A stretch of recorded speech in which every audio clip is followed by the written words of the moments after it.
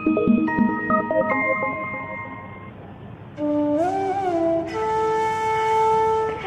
प्रकार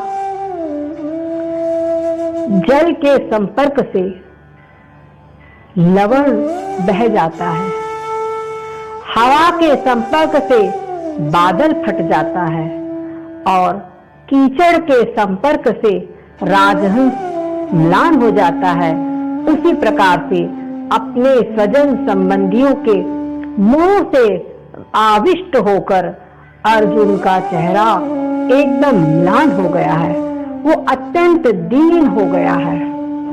उस अपने प्यारे सखा से, जो कि भगवान श्री कृष्ण को ही अपना एकमात्र शरण्य मानता था, अपना सब कुछ उनको सौंप दिया था, उस अर्जुन को भगवान बड़े प्रेम से पहले समझा रहे हैं। कुतस्त्वाकशमलमिदं विषमे समुपस्थितम् अनार्यजुष्टम स्वर्गम अकीर्तिकरम अर्जुना। भगवान कहते हैं कुतस्त्वाकशमलमिदं, ये कश्मल तुझमें कहां से आ गया? कश्मल, कश्मल यानी अज्ञान, ये मूर्खता, ये विभ्रम, ये व्यामोह इस समय पर, और वो भी कब? इस विषम परिस्थिति में। विषम परिस्थिति अर्थात ये युद्ध की परिस्थिति, जिस समय पर शत्रु तुम्हारे ऊपर आक्रमण करने को पूरी तरह से तैयार है, वो तुमको कुचल देना चाहता है, उस समय पर तुमको चाहिए कि शत्रु को जवाब देवे, उनका प्रतिकार करे। और तू कह रहा है कि मैं युद्ध नहीं करूंगा, ये मेरे सगे संबंधी मारे जाएंगे। अरे अर्जुन, तुम्हारे जैसे वीर जिन्होंने कितने राक्षसों को, कितने शत्रुओं को बड़ी ही सरलता पूर्वक मिट्टी में मिला दिया, गंधर्वों को अपनी स्तुति का गान करने के लिए विवश कर दिया, और तो और स्वयं महादेव ने तुम्हारे युद्ध कौशल की प्रशंसा की है।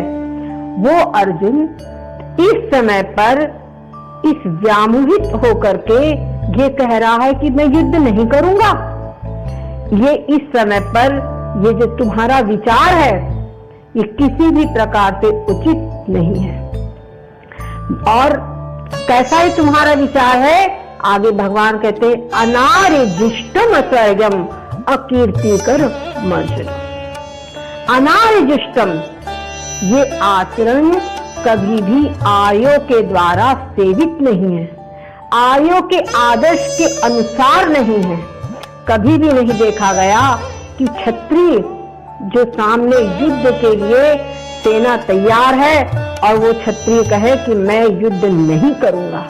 केवल मात्र ये बात तो ऐसी ही हुई कि भारत की सेना सीमा पर डटी हुई है, विपक्ष से शत्रु सेना आमने सामने है, और हमारे किसी सेना नायक ने देखा, अरे वहां पर पाकिस्तान की सेना में मेरे चाचा, मेरे ताऊ और मेरे सगे संबंधी हैं, तो कहते नहीं रे भैया, मैं युद्ध करूंगा तो वो मारे जाएंगे, इसलिए मैं युद्ध नहीं करूंगा। जिस प्रकार से उनका ये कहना सर्वथा अनुचित है, उसी प्रकार से अर्जुन का यहाँ पर युद्ध से विरत होना सर्वथा अनुचित है। अर्जुन ये कह रहा है कि किसी प्रकार से आर्यों का आदर्श नहीं है।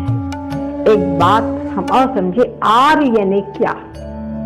आर्य का अर्थ होता है कर्तव्यम आचरम कामं अकर्तव्यम अनाचरम तिष्ठति प्रकृताचारो यह स आर्य इति स्मृतः। जो कर्तव्य कर्म का आचरण करे और अकर्तव्य का आचरण कदाचित भी न करे, और जो व्यवहारिक, जो युक्ति युक्त बातें हैं, उन्हीं निर्णयों के अनुसार वो कार्य करे, वैसा वो आचरण करे, उनको आर्य कहा जाता है। हमारी संस्कृति में, हमारी भारतीय संस्कृति में आर्य शब्द अत्यधिक सम्मान के लिए कहा जाता है। जैसे भगवती सीता राम को संबोधित करती थी आर्य शब्द से। तो आर्य शब्द महान सम्मान सूचक शब्द है। जो सभ्य शिष्ट व्यक्ति है उनको आर्य कहा जाता है। तो भगवान कहते हैं कि ये तुम्हारा आचरण आर्यों के अनुसार नहीं है, आर्यों के आदर्श के अनुसार भी नहीं है। और हमारी भारतीय संस्कृति, हमारे जो शास्त्र हैं, वो कभी भी अपने कर्तव्य कर्म का त्याग करने की अनुमति नहीं देते हैं। वो कहते हैं कि पूर्ण रूपे अपने वर्णाश्रम के अनुसार जो हमारा कर्तव्य कर्म है उसको हमको पूरा करना चाहिए, और इस प्रकार कर्तव्य पालन से हमारा अंतःकरण शुद्ध होता है, और बाद में यही हमारा कर्तव्य पालन हमारे शुभ, हमारे जो पुण्य हैं, ये हमको मोक्ष मार्ग की ओर अग्रसर करते हैं, हमारे को मोक्ष की प्राप्ति कराते हैं। और यही कर्म जब शुभ कर्म सकाम भावना से किए जाते हैं तो ये हमको स्वर्ग के हेतु बनते हैं। तो अगर ये जो कार्य, जो तुम अपना कर्तव्य कर्म का जो त्याग कर रहे हो, तो ये तुम्हारे लिए किसी प्रकार से मोक्ष का हेतु भी नहीं है और स्वर्ग का हेतु भी नहीं है। कहते हैं अनार्यजिष्टम अस्वर्गम, आर्यों के आदर्श के अनुसार भी नहीं है और स्वर्ग प्राप्ति का साधन भी नहीं है। और साथ में कहते हैं अनार्यजुष्टम स्वर्गम अकीर्तिकर, अकीर्तिकर है।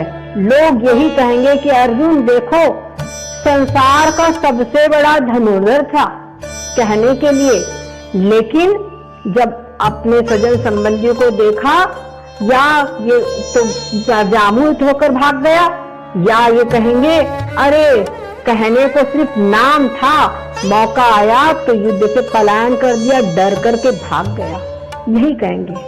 तो इस प्रकार से इस लोक में और परलोक में और मोक्ष के मार्ग में कहीं पर भी तुम्हारा ये आचरण अनुकूल नहीं है।